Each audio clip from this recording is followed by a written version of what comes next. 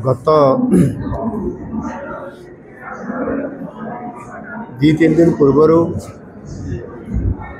जो वर्षा आसला एवं प्रबल वर्षा हवा कारण बालेश्वर जिलार जो उपर मुंडा अच्छी जोटिक आपंकर मयूरभंज जिला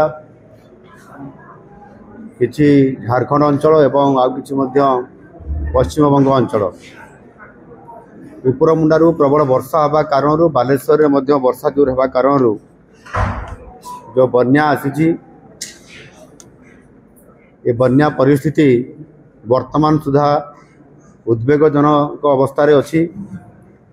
आज जेतेबेले यहाकू आकाश मार्गरू हेलिकॉप्टर निरीक्षण करागला मु निजे ताकू देखिली से एक्चुअली एबे भी बड़ जटिल अवस्था रे अछि। से विशेष करिकी सर्वमोट जो अफेक्टेड एरिया हिसाब रे वर्तमान भी पानी अच्छी क्षतिग्रस्त हेबार बेसी आशंका अच्छी। 6टी ब्लॉक अच्छी एवं से पाखापाखि 8000 ऊर्ध्व हेक्टर जमी उपरे यह प्रभावित होकर जल वर्तमान सुधा घेरा बंदी की अच्छी। जेहेतु आज पूर्णिमा मध्य एवं जुआर मध्य समुद्र आड़ू आसीथिबा कारण ये जल निष्कासित हेबारे वर्तमान विलंबित होउची। एथिरे विशेष करके 3टी ब्लॉक प्रभावित होइची एवं पाखापाखि प्राय 35टी ग्राम पंचायत एथिरे अफेक्टेड एरिया हिसाब रे जलमग्न अवस्था रे अछि।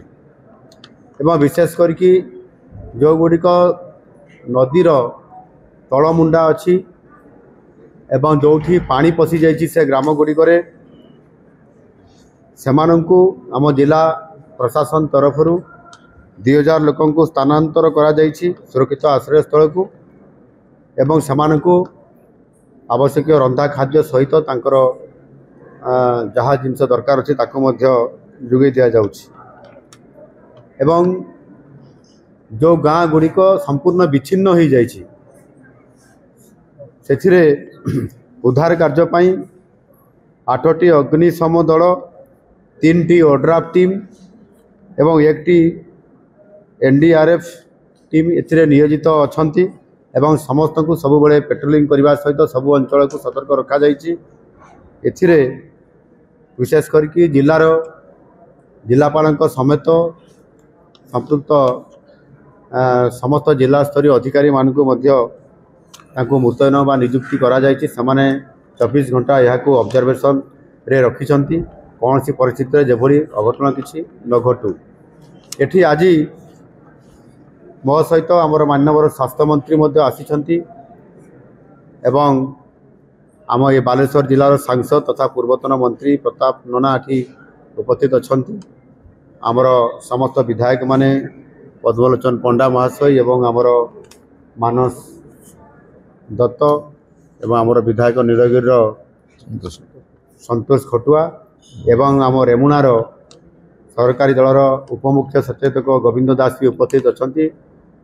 समस्तंकर मतामत भी निया जाइछि। जिलापाल भी तांकर रिपोर्ट प्रदान करिसंती।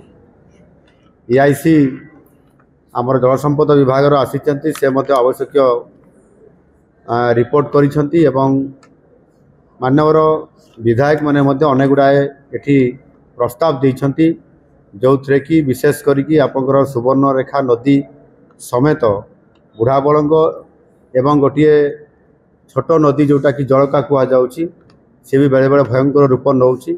एमानंकर नदीर गतिविधि सहित जो भी बेले जल जोर प्रभावित होछि सेथिपाई विशेष करके सुवर्णरेखार जल संस्कार करिया पाई जहाँ आगुरी भी दाबी हो आसीथिला एथिरे अर्थ मध्य सांक्शन हेकरी अछि एवं ताहाको आहुरी अधिक एवेकार बन्या परिस्थिति देखिकी एआईसी को निर्देश दिया जायछि से तांकर रिपोर्ट तैयारी करिवे एवं किभଳି भाबरे जल एथिरे निष्कासन किभଳି भाबरे हेई परिबो एवं ता सहित मध्य बन्या नियंत्रण किभଳି भाबरे करा जाई परिबो सेथिपाई तार रोड मैप तैयारी करिवे एवं से अनुसार सरकार को देले निश्चित भाव सरकार सबुदिन किभଳି भाव में बन्या नियंत्रण भितर रही पारिबो एवं विशेष करिकी आपंकर जो समय पूर्णिमा आसूची बा जुआर से समय जेभଳି भाव में माड़ी आसूची ताकू किभଳି भाव में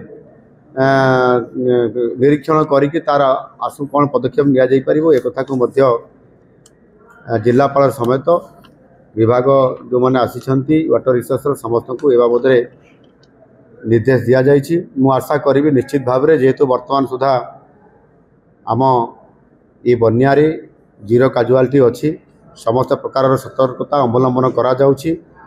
जिलापाल को से 24 घंटिया पहरा देवाई विभिन्न अधिकारी मानू से नियुक्ति करने परामर्श दि जाइए। मु आशा करी निश्चित भाव में खूब कम समय भितर अर्थात मत लगुच आ गोटे दिन भितर यह स्वाभाविक अवस्था को आसब एवं परवर्ती पर्याय जो साप कामुड़ा एवं आमर डायरिया ये जो होबार संभावना थाई ताकू एडवांस किभଳି भाव में मोबिलाइज करा जिवो सेथिपाई सीडीएम को परामर्श दि जाइए से तार उपयुक्त पदक्षेप नेबे जहाँद्वारा कि संपूर्ण भाव में कंट्रोल को आसीपर।